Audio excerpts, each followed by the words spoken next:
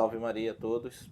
Eu sou o Cardoso, apóstolo do Rosário, e é sobre essa espiritualidade, apóstolo do Rosário, que eu quero falar com vocês hoje, porque há algum tempo as pessoas já vêm me pedindo, querendo entender melhor por que que eu me denomino um apóstolo do Rosário. E entender, quero explicar para vocês hoje como isso tudo surgiu, qual a importância dessa espiritualidade. Então eu preciso explicar a forma como esse despertar dessa espiritualidade aconteceu. Então há 10 anos atrás, eu já vinha, antes desses 10 anos, eu trabalhava em empresas, tinha um bom trabalho, ganhava razoavelmente, era bem sucedido na minha vida profissional. E daí então eu começo a travar e a bloquear, diversas coisas aconteceram nesses trabalhos e todos eram travados, todos paralisavam. E eu tinha que recomeçar, pedia para sair das empresas, recomeçava de novo, e assim esse processo. Eu morava em Vitória quando começou e eu tive que vir voltando. Voltei para Belém, voltei para Bragança, para minha cidade onde eu estou hoje. E assim eu sempre perdia tudo e começava com 2 malas de roupa novamente. Sempre perdia tudo e começava com 2 malas de roupa novamente. Eu com a minha esposa, esse tempo ainda não tinha filhos. E quando chegou um certo momento em que eu cheguei em Bragança, já tinha perdido tudo novamente, tinha um carro novo, uma pessoa me chamou para fazer uma sociedade numa loja de material de construção. Como em tudo que eu começava sempre era muito rápido, prosperava, eu tocava nas coisas e rapidamente aquilo prosperava muito e logo depois eu perdia tudo. Sempre era assim. E era impressionante isso, porque era uma coisa que a gente não tem explicação, não tem palavras para explicar. E nessa loja de material de construção, eu, com 3 meses que eu fiz sociedade com um rapaz, que foi meu sócio, eu comprei a parte dele. 6 meses depois eu perdi tudo. E nesse perder tudo, então, eu fiquei novamente sem nada. Me sentei onde é a minha casa hoje. Eu moro do lado de uma igreja modernista, chamada Igreja do Sagrado Coração de Jesus. E ali na frente da minha casa, onde é a minha casa hoje, tinha um monte de pedra, que era a pedra para a construção da minha casa. Eu me sentei em cima desse monte de pedra e ali a observar, olhar para a cruz que tem na torre. No alto da torre tem uma cruz. E ao olhar para aquela cruz ali no alto, no sagrado, ali na igreja do sagrado, eu recebi uma graça, né? Uma iluminação interior que eu não vi, mas eu sei que eu recebi um toque do Espírito Santo e um chamado de Deus. E foi assim que ali então eu me senti eu me perguntei, né? Eu disse, será que Deus está me chamando? Deus só pode estar me chamando para alguma coisa. O que será que Deus quer de mim, né? Será que eu estou fazendo a vontade de Deus? Não sabia quem era Deus, tá, pessoal? Não conhecia, não era um homem de igreja, ia na igreja só quando era para ter algum preceito, alguma coisa, um batizado, alguma coisa nesse sentido que eu ia lá. Então foi assim que naquele momento eu disse, poxa, se Deus está me chamando, mas quem é Deus que eu tenho que servir? Eu não conheço Ele, não conheço Deus. Mas acho que Deus deve estar muito descontente comigo. Eu me perguntava, eu mesmo ali, conversando comigo mesmo. Isso tudo eu comigo mesmo, né? O meu interior. E eu dizia assim, eu acho que Deus não gosta das coisas que eu pratico. De a gente estar no mundo, nas coisas, no pecado, na impureza, nessas coisas todas que a gente praticava nessa época. Então foi assim que eu disse, então, já que Deus não gosta disso, então eu renuncio isso da minha vida. Eu não quero mais isso para mim. Se Deus não gosta que eu esteja nas bebedeiras, nas orgias, nas farras, nas coisas todas, então eu vou parar com tudo isso. E foi naquele momento ali que eu fiz um propósito na minha vida de buscar o conhecimento de quem era Deus, porque eu não sabia quem era o Deus que eu ia servir. Por exemplo, assim, eu podia perguntar para você, quem é o Deus que a gente precisa servir? Foi assim que eu me perguntei. Eu não conheço Deus, não sei quem é Ele, não sei o que Ele quer, onde Ele quer chegar. E foi assim que eu tive que, como eu não tinha ninguém, eu estava ali só eu, ali em cima daquele monte de pedra, eu com a graça de tá sentindo aquela luz que me iluminava interiormente e me direcionava ali. Então eu disse, eu vou ler a Bíblia para me saber quem é Deus. Eu não sei, naquele tempo eu não entendia por que o Espírito Santo não me direcionava naquele momento a um padre modernista, a alguém da igreja moderna, né, que tinha tantos, aí morava do lado de uma igreja, de uma paróquia, né, para me instruir, né, mas ele disse, não, tu vai para a Bíblia e tu vai ler a Bíblia. E foi assim que eu fui para a Bíblia e li a Bíblia. Então eu tive que ler praticamente quase toda a Bíblia. E dentro da palavra a gente tem alguns pontos, né? Revelações, tem um conhecimento histórico, tem um entendimento. Nesse tempo a gente não tinha nada da tradição, não tinha bases para a gente saber o que os santos falavam, como a igreja ensinava o magistério. Nesse tempo ainda estava no modernismo. E foi assim que, então, quando eu acabo de ler a Bíblia, eu tenho só um discernimento. Eu só consigo ter um discernimento. Eu tive um conhecimento histórico e um discernimento. O que era que aquilo, tudo que eu li me dizia? Me dizia que eu tinha que sofrer pelo nome de Jesus. Então eu tinha que sofrer pelo nome de Jesus. E foi assim que eu então me preparei, como eu era na minha profissão, eu sempre trabalhei nas áreas de venda, supervisão, essas coisas todas, sempre na área de venda, trabalhar com motivação de pessoal, essas coisas todas. Eu tive que então me preparar psicologicamente, emocionalmente, para me sofrer.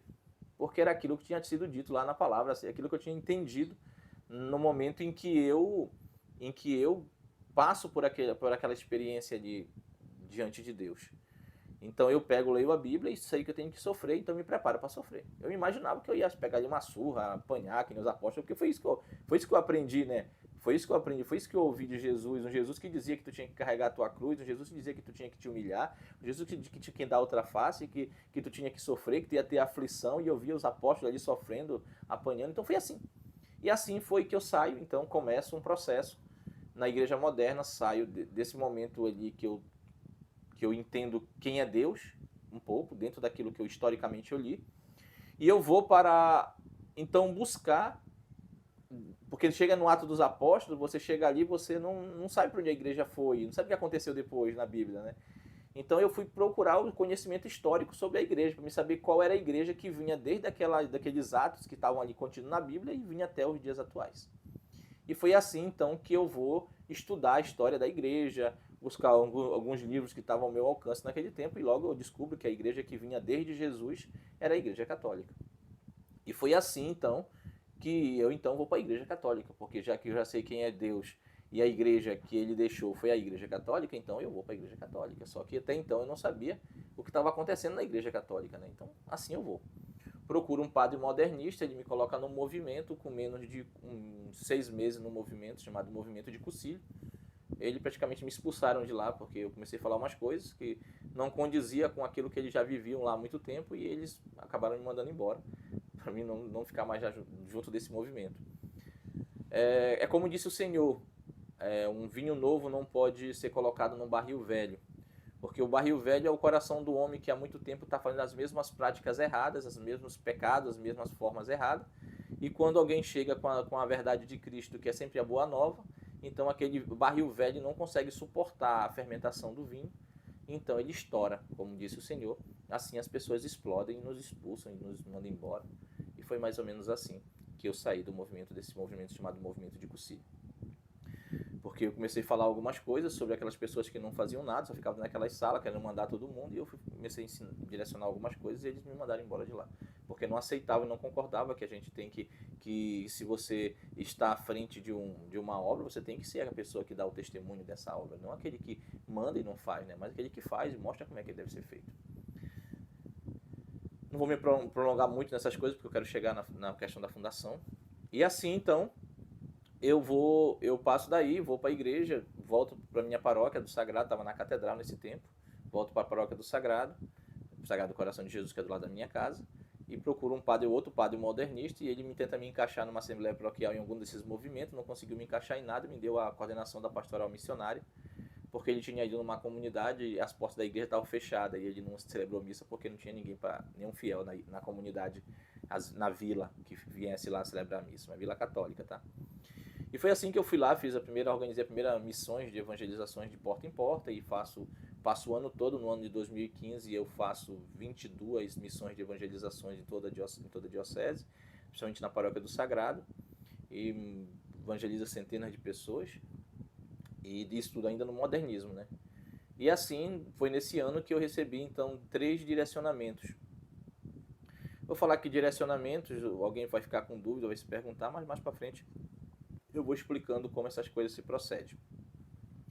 Então foi assim que eu recebi o primeiro direcionamento no mês de setembro, o segundo direcionamento foi no mês de dezembro, e o terceiro já por volta do início do mês de fevereiro, quando eu já recebo os primeiros direcionamentos e já chego no Rosário.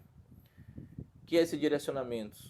Falei isso com o bispo, sobre como eu recebi não sei como se dá o nome direito na tradição, mas uma espécie de locução ou de sei explicar direito, uma locução interior, uma moção, não sei como é que dá o nome.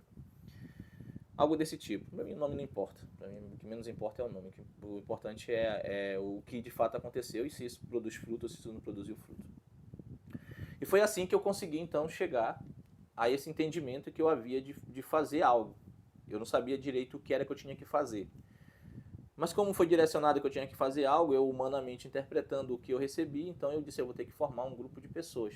Eu achava que era um grupo de missionários, como eu era coordenador da pastoral missionária, achava que era um grupo de missionários que eu ia preparar, porque a gente procurava missionários para ir nas missões, não tinha. A gente procurava quem pudesse auxiliar nos trabalhos de evangelização, não tinha. As pastorais todas cheias, essas igrejas todas cheias. E a gente procurava pessoas para ir numa missão, para atender uma pessoa, uma família com problema, alguma coisa, e ninguém podia se disponibilizar porque estava todo mundo muito ocupado, ou na verdade estava todo mundo dentro da igreja, né? Ninguém sai de lá, de dentro dos templos, né? Por exemplo, tem um movimento dentro da nossa igreja, dentro da igreja lá do Sagrado, onde eu trabalhava naquele tempo, que passava segunda, terça, quarta, quinta, sexta, sábado, domingo e não tinha, só ia entre eles lá o grupinho e não tinha tempo para sair a fazer uma visita, ajudar alguém que precisa. E é mais ou menos assim que então eu recebo direcionamento e eu achava que era tudo isso, então eu me preparo, marco a primeira formação para 5 comunidades junto, todos num lugar só, e eu ia preparar uma formação para esse pessoal. Só que acontece algumas coisas, antes disso acontece algumas coisas. No decorrer de um momento em que eu estava passando por uma dificuldade, relacionado à questão familiares, isso antes da fundação. Então eu recebo o primeiro direcionamento, eu recebo um livro. É pedido que eu leia um livro. E então eu pego esse livro que eu não conhecia, chamado O Segredo do Rosário. E eu pego... Antes de eu receber esse livro, eu tive que receber uma direção numa palavra. Eu até falei isso no outro vídeo passado, vocês podem consultar no canal. Então, o nome do vídeo é O Santo Rosário Destruirá as Obras do Modernismo, alguma coisa nesse sentido. Então, é assim que eu pego, e quando eu vejo aquela passagem bíblica, eu procuro alguém para me poder... A passagem bíblica era a passagem de Amaleque, no capítulo Êxodo 17, 9, que fala sobre a questão do rei Amaleque, Moisés lá no alto da colina, como já expliquei no outro vídeo, só ressaltando aqui, ilustrando.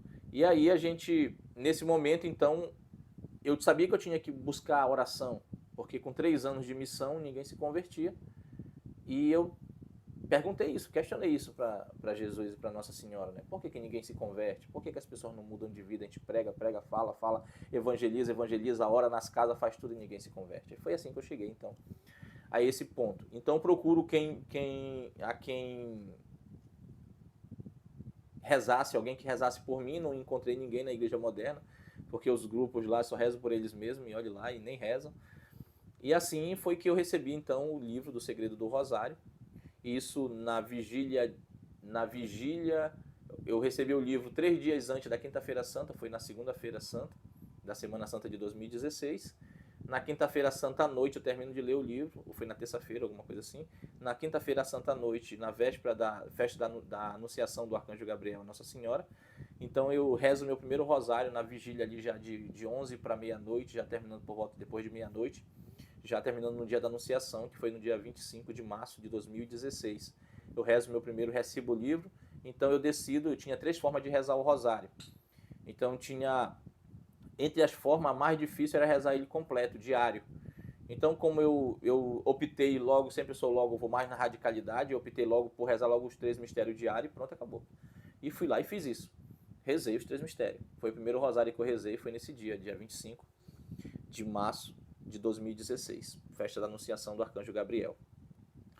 E daí então, quando foi com 20 dias depois, estava marcada essa formação, que era no dia 17 de abril de 2016. E nas vésperas dessa, eu estou com poucos dias, uns 20 e poucos dias rezando o rosário, e eu vou fazer uma missão, então, eu até então não sabia de nada, que eu ia fundar nada, que eu ia começar nada, eu simplesmente era só um servo na igreja. E eu ia então, só ressaltando, eu nunca fui de renovação carismática, tá, pessoal?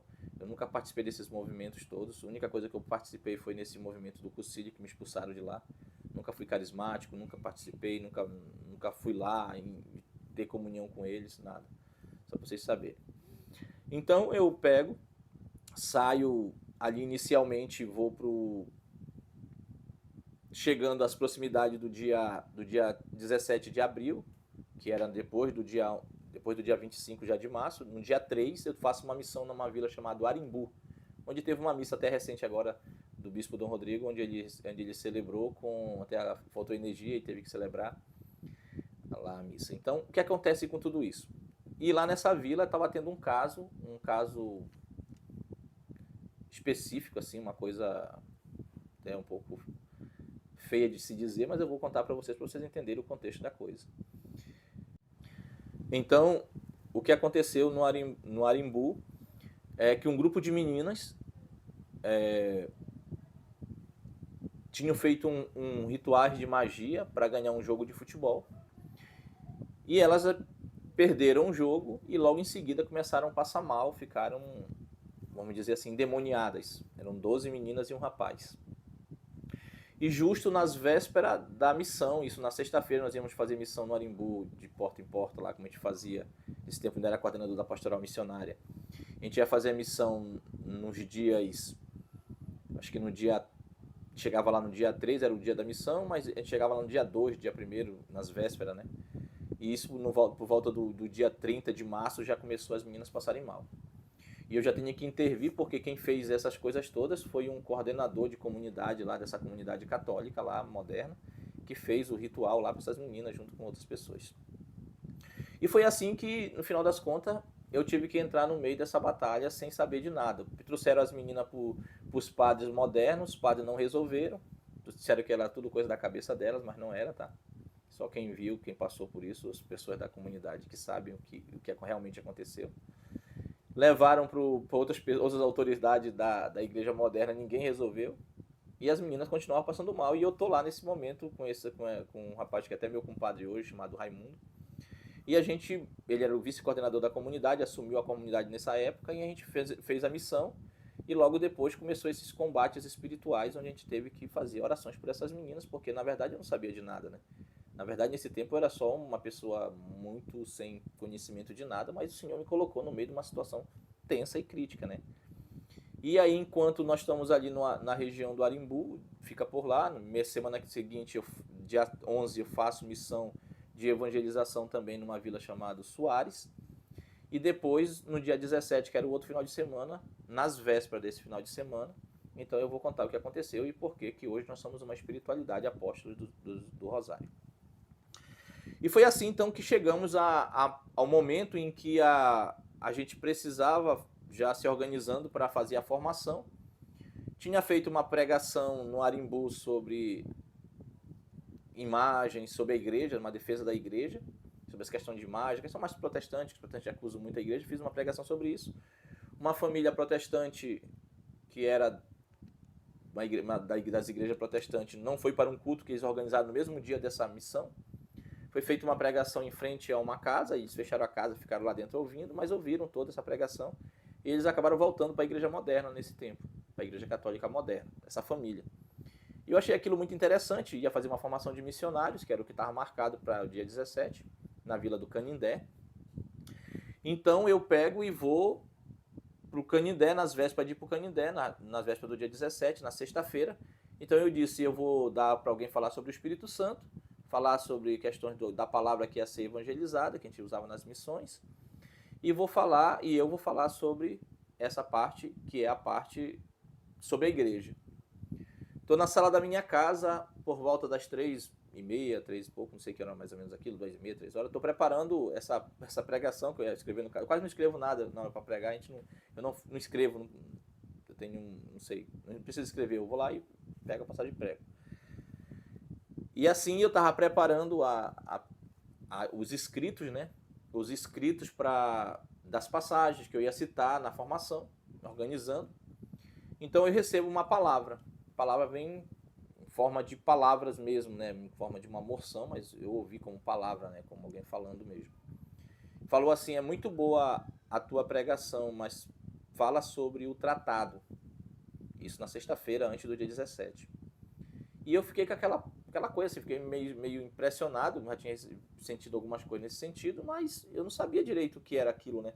E simplesmente como já tinha recebido o livro do Segredo do Rosário no dia 25, e foi quase do mesmo jeito, então eu digo, tratado, que tratado é esse? E eu vou, então, faço uma pesquisa na internet e acho, então, um livro chamado O Tratado da Verdadeira Devoção, de São Luís Maria Grignion de Montfort. Acho que é assim que se pronuncia, tá? E assim, então, eu encontro aquele livro. E esse livro é esse mesmo aqui. Hoje está com uma capinha aqui bonita aqui com Nossa Senhora. Então, a partir daí, Nossa Senhora do Monte Carmelo. Então, a partir daí, então, eu pego esse livro lá, nessa mesma hora, baixo ele em PDF no meu celular e começo a ler esse livro. E leio, isso por volta das, como eu falei, das 3 horas eu iniciei, 3h30, 2 horas, não lembro direito a hora, também não importa. Aí vou lendo, leio esse livro, quando ele chega aqui na página, não sei se é igual a todos os livros, tá? A mesma numeração. Mas quando chega aqui na página, no final do último capítulo, na página 61, então, quando chegou aqui na parte que fala assim, apóstolo dos últimos tempos, então foi me dito assim, quando eu terminei essa parte, foi dito assim, de novo, a mesma voz, disse assim, é isso que eu quero que você faça. E foi assim que eu não sabia o direito o que estava acontecendo, nem o porquê disso, mas eu, sei lá, uma força me moveu, eu mandei imprimir esse livro até aqui. Eu digo, como é que eu vou falar esse monte de coisa que está escrito aqui que eu não saberia explicar tudo isso, né? Mandei imprimir, tinha um rapaz lá que caminhava com a gente nessa época nas missões, ele trabalhava na prefeitura de Bragança, ele tinha uma máquina de xerox que espremia umas folhas pra gente quando a gente precisava. Ele imprimiu, então, essas 60 páginas do livro. E assim, isso então, isso aqui eu me organizo para ir falar lá na formação. Então eu sabia que eu tinha que fazer isso aqui, mas eu não sabia o que era isso aqui. Sabia que eu tinha que fazer isso aqui, eu não sabia o que era isso aqui. Então eu deixo assim. Trabalhava nessa época, já devido à missão, já não conseguia conciliar o trabalho com o excesso de missão que eu já organizava na paróquia, nessa época ainda na paróquia modernista. Então eu já na correria não tinha mais como trabalhar no trabalho, porque tinha que fazer pré-missão, formações para os missionários, ir nas comunidades, organizar tudo, voltar. Então eu já trabalhava de vigia noturno, já tinha saído lá das empresas, já estava de vigia noturno nas casas, vigiando as casas noturnamente, que começava a partir das 11 horas e terminava às 6 da manhã, e eu conciliava, dormia um pouco ali e missão. Nessa época já em 2016. Então assim, eu vou me organizar e eu venho subindo então uma dessas noites, subindo na rua, uma das ruas de Bragança, fora de hora por volta ali das 2 horas da manhã, não me lembro direito também. Então eu recebo uma outra vez aquela voz falar comigo de novo e diz assim, escreve. E eu não sabia, escreve, estou em cima de uma moto, como assim escreve? Aí eu peguei, também não deixei passar tempo, fui em casa, pedi licença lá pro chefe, fui em casa, próximo do que eu morava, trabalhava num bairro próximo de casa, peguei um caderno, fui lá, cheguei lá no ponto onde ficavam os vigias lá, pedi licença lá pros irmãos um minutinho, que eu tinha que escrever algumas coisas, e comecei a escrever aquilo que era direcionado, eu escrevi. Escrevi uma 8 páginas do caderno frente e costa. Essas 8 páginas do caderno frente e costa, depois da fundação, 22 dias, quando eu vou lá no Bispo Moderno, que eu vou apresentar para ele lá, porque a gente deve obediência, né? A gente estava no modernismo, achava que tudo dava certo lá e que o bispo era correto, então a gente devia obediência a ele. Fui lá no Bispo Moderno e apresentei para o Bispo Moderno o que estava acontecendo. E aquilo tudo que eu escrevi, eu imprimi e levei para ele. E ele leu aquilo lá e ele abençoou e mandou a gente continuar, naquela época, em 2016. Esses escritos que foi escrito ali, que hoje é praticamente base dos fundamentos da nossa espiritualidade. A partir daí, então eu vou, chega no dia 17 de manhã, antes de nós entrar no carro, ia no carro pequeno, leva 5 pessoas, o motorista, todo mundo era membro, caminhava com a gente, caminhava não, eles eram membros da missão, que eram missionários que faziam missão com a gente. Então eu fui para essa vila chamada Canindé, que fica na região chamada Montenegro, e dá uns 40 quilômetros de Bragança, e quando eu chego no carro me dá uma sensação muito esquisita, algo que eu não consigo explicar com palavras, mas eu fiquei nervoso, angustiado, triste, alegre, sei lá, não sei quais são os sentimentos, eram vários, tantas coisas, e eu não sabia o que fazer. Eu dizia para os irmãos, eu acho que eu estou ficando louco da cabeça, acho que, sei lá, uma série de coisas está acontecendo, e é como se eu quisesse fazer uma coisa, mas eu não sei o que eu tenho que fazer, sei lá, eu acho que eu estou ficando doido. Eu falei para os irmãos dentro do carro, aqueles que estavam dentro do carro se lembram dessa parte que foi falada dentro do carro. E mesmo assim eu vou, né? E eu já tinha que fazer isso, que estava escrito aqui, eu não sabia o que era, mas tinha que fazer isso aqui. E eu não sabia o que era isso, ficava angustiado, e eu pedi para o Senhor Jesus Cristo que se se tudo que estava acontecendo não fosse de Deus, se isso fosse de Deus, então que as pessoas aceitassem isso que eu ia fazer, que eu não sei o que era.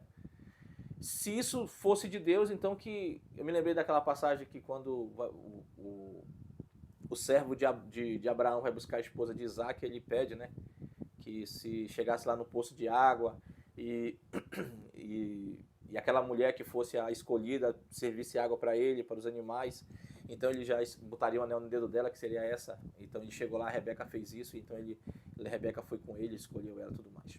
Então eu me lembrando disso, pedi pro Senhor, se isso não for da tua vontade, que quando eu chegue lá ninguém aceite isso, porque eu acho que eu tô ficando doido da cabeça, eu acho que eu tô enlouquecendo, sei lá. E era isso que eu achava, tá? Achava que tava ficando leso mesmo, tá muito confuso. Mas mesmo assim eu vou, estava marcada a formação, tinha que cumprir com a minha palavra, fui lá, fizeram as primeiras formações, a segunda formação, almoçaram, e depois do almoço, já por volta ali de 1 hora, 2 horas da tarde, então peço licença para as pessoas e disse, olha, eu quero fazer uma coisa aqui que foi mandado eu fazer, vou ler para vocês o que foi mandado eu ler.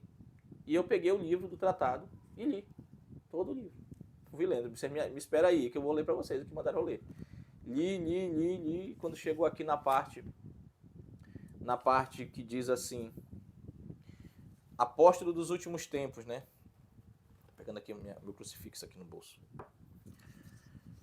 Então, quando chegou aqui na parte que fala assim, apóstolo dos últimos tempos, que é o final do primeiro capítulo, então vai dizer algumas coisas assim, diz assim, Deus quer finalmente que sua mãe santíssima seja agora mais conhecida do que nunca, e mais amada e mais honrada como jamais foi. Isso acontecerá sem dúvida se os predestinados se puserem com o auxílio do Espírito Santo na prática interior perfeita. Então aqui vai falando várias coisas, não vou ler tudo para não ficar muito longo, mas vai explicando aqui quem são esses apóstolos dos últimos tempos. Aí vai chegar aqui e vai dizer assim, mas quem serão esses servidores, esses escravos, filhos de Maria? Aí vai dizendo, serão ministros do Senhor, ardendo em chamas abrasadoras, lançarão por toda parte o fogo do amor divino. Serão flechas agudas nas mãos poderosas de Maria, pronta para transpassar seus inimigos. Serão filhos de Levi, bem purificados no fogo da grande tribulação e bem colocados a Deus, que levarão o ouro do amor no coração, o incenso na oração, no espírito e a mirra da mortificação no corpo. Que serão por toda parte um bom odor de Jesus Cristo para os pobres, pequenos, e um odor de Jesus Cristo, e para os grandes, ricos e orgulhosos, os mundanos, um odor repugnante de morte. Vai explicando aqui quem são eles, mas eu vou pegar já só aqui a parte final que vai descrever quem são eles de fato. E diz assim, então eu estava lendo isso lá na comunidade, e diz assim, saberão enfim que serão verdadeiros discípulos de Jesus Cristo, que andarão segundo a pegada de sua pobreza, humildade, desprezo do mundo e caridade, ensinarão um caminho estreito de Deus na pura verdade, conforme o santo evangelho e não pelas máximas do mundo, sem se preocupar nem fazer acepção de pessoas, sem poupar, escutar ou temer nenhum mortal, por mais poderoso que seja, terão na boca a espada de 2 gumes da palavra de Deus, em seus ombros ostentarão o estandarte sangrento da cruz, o crucifixo na direita, o rosário na esquerda, e os sagrados nomes de Jesus e Maria em toda a sua conduta, a modéstia e a mortificação de Jesus Cristo. Eis os grandes homens que hão de vir, suscitado por Maria em obediência às ordens do Altíssimo, para que o seu império se estenda sobre o ímpio, os ímpios, os idólatras, os maometanos. Como e quando isso acontecerá, só Deus sabe. Quanto a nós compete calar, orar e suspirar e esperar. Expectativa, Salmo 39, 2. Então, quando chegou nessa parte aqui, que foi a parte que foi dita que era isso, que era para mim ler lá, eu fui lá e li. E quando terminou, eu disse, é isso que aqui que mandaram fazer. Esses apóstolos dos últimos tempos, que eu não sei o que é, mas eu sei que está começando aqui, se vocês aceitarem. E se vocês não aceitarem, então não começa. Aí agora está na mão, agora é com vocês. Quero que vocês pensem aí, vocês me digam o que vocês querem ou se vocês não querem. E foi assim que começou em 2016, no dia 17. Então eu vou, depois desse momento, eu dou uns 15 minutos para essas 3 comunidades, tinha vários representantes lá dela, as 3 comunidades católicas, vilas, estavam lá, que são das igrejas lá do local. E eu vou, me sento e fico assim, Senhor, Deus ajude que ninguém aceite, Senhor, eu tô ficando louco, eu acho que só pode ser loucura isso, Deus ajude que ninguém aceite, Deus ajude que ninguém aceite, assim que eu tava lá, tá? Era mais ou menos desse mesmo jeitinho. E assim, então, depois eu volto lá e pergunto, e agora? Vamos perguntar para vocês, e aí, quem aceita isso aqui, que eu li aqui, que eu não sabia o que era, né? Quem aceita isso? Aí, dessas 4 comunidades, 3 aceitaram. E assim foi fundado, então, aquilo que nós chamamos hoje de Apóstolos do Rosário, ou melhor, os Apóstolos dos Últimos Tempos. E aí as pessoas podem dizer, mas agora o Cardoso tomou para si aí o livro e disse para ela que foi mandado fazer isso e ele fez lá. Fiz. E se alguém disser que eu não fiz, eu digo que é mentiroso. Porque de fato nós vivemos essa espiritualidade que está aqui escrita. A gente não se consagrou pelo método, tá? De São Luís. O que foi mandado eu ler foi até aqui a página 60. E eu li até aqui a página 60 e a gente vive essa espiritualidade até aqui. O resto não sei. Se alguém se consagra, incentiva, parabéns. A gente ainda não chegou a esse ponto. Mas isso que foi mandado fazer para nós. E o que foi mandado fazer, eu fiz. E como saber se tudo isso, toda essa direção foi da parte de Deus? É pelos frutos. Então foi assim que foi fundado, então, naquele momento, e foi me dito que tinha que ser colocado um nome que não fosse o verdadeiro nome, um nome fantasia, vamos dizer assim, como uma razão social, né? De alguém, de uma empresa, ter o nome da pessoa, mas o nome lá, mercadinho, alguma coisa, empresa de transporte, alguma coisa, não sei. Então o nome fantasia era preciso ser colocado, porque enquanto a gente estava no modernismo, era preciso que as pessoas não entendessem, não sabessem realmente o que era que estava acontecendo. Então nós tivemos um nome, que era um nome que tinha sido direcionado há uns dias atrás, antes dessa fundação, chamado de Missionários da Misericórdia. E nós ficamos com esse nome enquanto estava no modernismo todo, porque era um nome que era passageiro, era o nome definitivo, e todos os membros do apostolado sabiam disso. E a gente, quando chegou o momento em que o bispo diocesano aqui, o falso bispo aí da diocese de Bragança, ele tentou encaixar a gente em algum canto, que ninguém conseguia colocar a gente dentro da igreja moderna, a gente não conseguia se encaixar em nada, porque a gente era diferente de tudo. Então ele tentou encaixar em diversas coisas, não conseguindo, ele disse, então vocês vão ser uma comunidade de vida como essas que tem por aí. É o que vocês vão ser. E nós colocamos o nome comunidade por obediência ao que foi mandado, mas não que nós, de fato, tivesse aquele espírito em si, porque nós não fazíamos nada que eles faziam nessas comunidades modernas aí que eles inventaram por aí. Mas nós nunca tivemos dúvida que nós éramos uma espiritualidade na igreja. Nós chamava isso antes de carisma, porque é assim que eles chamam essas coisas na igreja moderna, mas depois, já na tradição, já fui descobrir que o nome disso não é carisma, né, mas é uma espiritualidade. Então, assim, nessa espiritualidade dos apóstolos dos últimos tempos, quando Deus pensou sobre nós, quando Deus quis mandar sobre a terra, Nossa Senhora profetiza sobre isso em La Salette, por isso que ela é a fundadora espiritual da comunidade. E então ela me dá o direcionamento, e aí a partir daí, quando eu chego até a igreja naquela época, então eu pergunto, quem que vai formar essas pessoas que estão aí se convertendo nessa espiritualidade? Aí o falso bispo disse, olha, quem vai formar ela é você, que tem que ir lá dar o direcionamento, a gente vai só te dizer mais ou menos, mas você é o fundador, você forma. E foi assim que eu fundei, então, os apóstolos dos últimos tempos, os apóstolos do Rosário. E a partir daí, então, nós formamos um apostolado, e no primeiros 6 meses, 8 meses, nós tínhamos uma média de 80 pessoas, 2 anos nós tínhamos uma média de 300 pessoas, 3 anos nós estávamos com uma média de 700 pessoas, e assim não parava, né? E foi se multiplicando, e as missões, e eu não consegui mais trabalhar logo no primeiro ano, eu não consegui trabalhar mais devido o excesso de pessoas e o excesso de trabalhos. E foi assim então que surgiu então o combate que eu falei para vocês no Arimbu, que foi antes da fundação, ele se propaga para depois da fundação. Então foi a primeira vez que eu preguei o rosário em público, foi num desses combates. Os irmãos não sabiam mais o que fazer. Eu sou uma pessoa que compra a briga dos outros, tá? Eu sou assim, eu vou lá, se a pessoa estiver precisando, eu sou capaz de fazer o que for preciso para ajudar essa pessoa. E aquelas pessoas daquela região onde eu fiz a missão chamada Arimbu, estavam com aquelas 12 meninas lá endemoniadas, passando mal. Então eu por, sei lá, por coragem, por não sei porquê, com pena das pessoas, com misericórdia deles, sei lá, eu disse, não, eu vou ajudar essas pessoas, eu tenho que fazer alguma coisa por eles. Já que os padres modernos não fazem, já que ninguém ajuda, então eu tenho que fazer. E foi assim que eu comecei, então, aí eu disse pra eles, quando eu tiver alguém passando mal, vocês me chamam, que eu vou aqui vou colocar esses demônios à prova para saber se realmente é tudo isso que todo mundo diz, né? Porque todo mundo queria uma coisa do demônio, ó, que coisa, o demônio, não sei o que, sabe? Um cachorro amarrado, que late, rosna, mostra o dente, mas não pode morder, só se Deus permitir a corrente dele solte. E a partir daí, então, eu vou chegar lá no Arimbu, e na primeira vez que eu vou pregar o rosário, eu tinha lido no livro do Segredo do Rosário que Domingos expulsava os demônios com o rosário no pescoço. E foi assim que eu fiz. Cheguei lá, passei o rosário no pescoço das meninas lá que estavam endemoniadas e preguei o rosário a primeira vez para um grupo de pessoas que estavam lá, que era o pessoal da comunidade, que estavam acompanhando a gente nessa oração. E foi assim então que eu vou pregar, que eu vou ensinar eles a rezar o rosário. Então eu pegava o rosário lá no pescoço da moça, a primeira vez que eu preguei foi assim, no pescoço da moça, e eu explicando para eles, o rosário começa assim, primeiro você medita, primeiro você pede tudo que você tem para pedir antes, tá? Não pede depois, tá? Nem no meio, você pede tudo antes de você começar a rezar, você pede e oferece o rosário por aquilo. Aquela oração de pedir em cada dezena uma coisa, ele acaba não sendo tão eficaz e tão perfeito dentro do que a gente pode explicar em um outro vídeo, tá? Sobre essa questão da eficácia do rosário. Então você pede tudo como uma promessa antes e depois você paga com o rosário. É assim que funciona. Você pede como uma promessa e paga com o rosário. E assim, então, eu ia lá pregando, creio em Deus Pai, é essa oração, é a oração da fé, porque sem a fé não existe, tá. Aí o Pai é Nosso, é essa oração aqui, porque sem a oração mais poderosa, eu ia explicando lá no pescoço da endemoniada. E foi assim a primeira vez que eu preguei o rosário, já na fundação.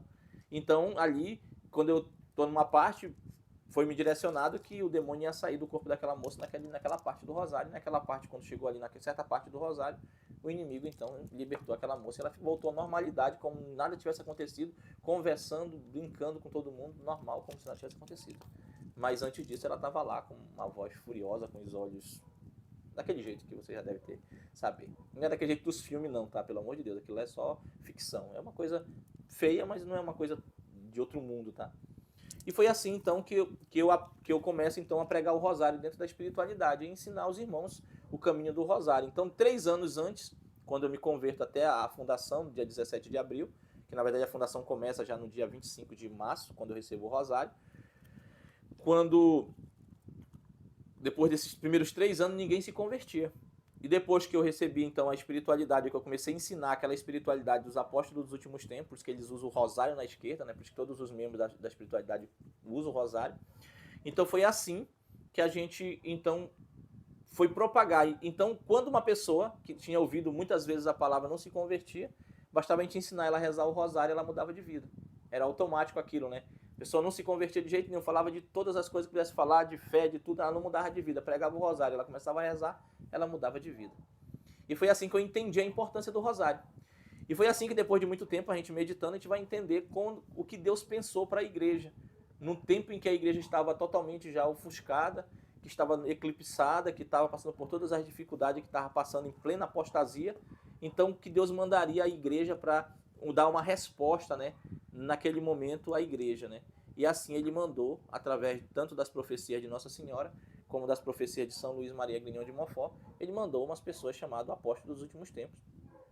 E como naquele tempo, do final dos tempos, com falta de padres, como vocês estão vendo hoje, os padres verdadeiros católicos da tradicional já não se encontram em toda esquina, passamos meses sem missa, sem sacramentos, o que as pessoas viveriam para poder manter a fé de pé? O rosário, aquela que é a oração mais poderosa depois da Santa Missa. Então foi assim que o nome dos apóstolos dos últimos tempos seriam verdadeiramente apóstolos do rosário, que propagariam o rosário para que as pessoas pudessem se converter e rezar e se manter na fé. Porque sem a oração do rosário é uma dificuldade enorme a pessoa se manter a vida espiritual e a fé, sabe, nesses tempos de crise. Então foi assim que depois de todo esse tempo, então nós chegamos à verdade da igreja, da verdade que estava acontecendo na igreja, tudo por direcionamento de Nossa Senhora, sem passar diretamente por mãos humanas, sem ter acesso, sem ter ninguém vindo nos ensinar essas coisas. E foi assim então que a gente fundou, que foi fundado então os Apóstolos do Rosário há 7 anos atrás, e hoje faz proximidade agora dos meses passados, fez 7 anos de fundação, 7 anos que nós temos essa espiritualidade. E alguém pode dizer, isso tudo, Cardoso, pode ser uma coisa que não é verídico. Alguém pode falar isso. Mas Jesus disse, a única forma de você saber se uma árvore ela é boa é pelos frutos. E se a nossa árvore está dando os bons frutos, então é porque a espiritualidade ela é verdadeira. E é por isso que nós somos os apóstolos dos últimos tempos, os apóstolos do Rosário. E Deus nos capacitou com muitas graças, de dons, de oração, de cura, de libertação, de várias coisas. De libertação de pessoas que estavam oprimidas por obras do inimigo. Não sei como é que dá o nome na tradição, mas é isso que fazíamos. Se o demônio imita isso na igreja moderna, nos grupos aí de orações, de renovação, essas coisas todas, o problema é do inimigo, mas que o Espírito Santo é santo e nos prometeu pela palavra de Marcos 16, 17, que vai dizer que ide pelo mundo e pregar a boa nova, né? E aquele que crê, esses são os sinais que acompanham os que creem, eles expulsarão os demônios e se botarem as mãos sobre os doentes, eles ficariam curados. E é isso que a gente vive. E aí, desse número de pessoas, todos que a gente já tinha dentro do modernismo, aí a gente começa já a perder fiéis, fecha tudo. Aí quando a gente tenta voltar, já muitos desses fiéis já tinham se afastado, voltado para o mundo. E a gente vai ficando ali por uma média de uns 400, 300 pessoas, 350 pessoas. E aí quando a gente tenta retomar de novo, nesse processo já começa a ter o direcionamento sobre o que estava acontecendo na igreja. Nossa Senhora já me direciona para essa questão da igreja. Então eu começo já a entender melhor a partir dessa inspiração que Nossa Senhora me direcionou, e daí então eu vou atrás da tradição. Encontro em Belém missa tradicional e pensava que era católica, pensava que era a verdadeira missa tridentina, e fui até Belém, na capital do estado, 200 quilômetros daqui, fomos de ônibus fretado, participamos de uma missa lá na Basílica Santuário de Nossa Senhora de Nazaré, e era com um instituto chamado IBP, Instituto Bom Pastor. E aí a gente participou ainda de alguns retiros com o Bom Pastor, levei um abaixo-assinado para eles virem aqui. Foi nesse momento desse abaixo-assinado, com eles não dando resposta de volta, eu começo a perguntar para Nossa Senhora o que aconteceu, em que parte foi que nós erramos. Então foi assim que ela me direciona de novo a questão da infabilidade papal. E isso eu tinha tido um questionamento relacionado ao Bom Pastor, devido eles estar em comunhão. Tem um quadro lá na entrada lá do Francisco, do Bergoglio, né? E aí eu fui estudar a infabilidade papal, foi quando eu compreendi a infabilidade papal, então eu tive que dizer que o Bom Pastor estava na heresia e não fui mais atrás do Bom Pastor. E ficamos sem contatos, né? sem padre, sem bispo, e ficamos de novo. E continuamos a luta, e eu comecei a pesquisar, e aí no Dia das Mães do ano retrasado, então Nossa Senhora me direciona a buscar de novo, me dar um direcionamento de novo no Dia das Mães, lá na sede da comunidade onde tem as missas hoje. E assim eu fui, então, me lembrei que tinha recebido um tempo atrás o número de um bispo, que foi o Dom Rodrigo. Liguei para ele, estava nos Estados Unidos no velório de Monsenhor Dola, e me atendeu, falou que falava comigo no outro dia me ligou, a gente começou a conversar, e foi assim que quando a igreja daqui de Bragança descobriu tudo isso, já estavam perseguindo, já tinham reunião com os padres, já tinham fechado o cerco, já tinham prometido aquela carta que saiu, e assim nós vamos explicar isso nos próximos vídeos, né? E foi assim que nós chegamos então à questão da tradição, e aí foi quando o Dom Rodrigo já veio, aí foi que a gente já foi ter um conhecimento, um contato mais de perto com a questão da tradição. E assim, tudo isso a gente vai, claro, vai se aprofundar nos outros vídeos, né? Se aprofundar nos outros vídeos explicando tudo isso, explicando sobre essa questão da infabilidade papal, sobre essas questões todas, aprofundar mais essa questão da espiritualidade, e como cada irmão que viveu essa espiritualidade, como eles receberam milagres, graças, mudanças, convenções. E não é à toa que a espiritualidade ela foi tão forte aqui na nossa região, que hoje praticamente dentro do Brasil, dentre os católicos, nós somos o maior número de fiéis católicos tradicionais que se converteram à verdadeira fé católica, praticamente no Brasil todo, né? E se isso não é um bom fruto, então o que é? É por isso que nós somos os apóstolos dos últimos tempos, os apóstolos do Rosário. E o que é a confraria? O que é a confraria? A confraria é uma das nossas missões, tá? Não é a nossa espiritualidade final. A confraria é um dos nossos pontos da nossa missão. E dentro do que eu vou explicar nas próximas formações, nas próximas catequeses sobre nossa espiritualidade, eu vou explicar sobre o que ela é em si, como ela se procede e por que a confraria faz parte da nossa missão. Não é a nossa espiritualidade, mas é um dos braços da nossa missão. Então, Deus abençoe a todos vocês e nos guarde e nos conduza até a vida eterna, onde Ele já vive e reina lá no céu pelos séculos dos séculos. Amém.